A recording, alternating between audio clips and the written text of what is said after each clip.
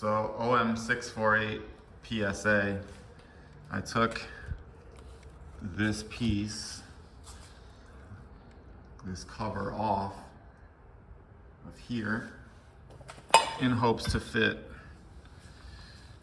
the cover from the OM613 or maybe OM612 in its place. In the OM612 and 13, there's a mechanical fuel pump and then a vacuum pump that's mechanical. Here's this vacuum pump. So my hopes were that I would just bolt this on, but the cam gear in here does not have anything to receive the vacuum pump.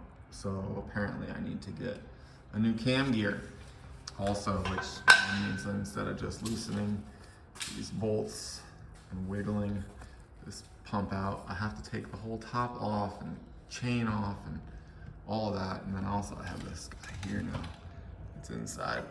It flops around, so that's probably gonna be difficult to put back together. So if you have OM648, you're not just gonna bolt on a vacuum pump. But you know.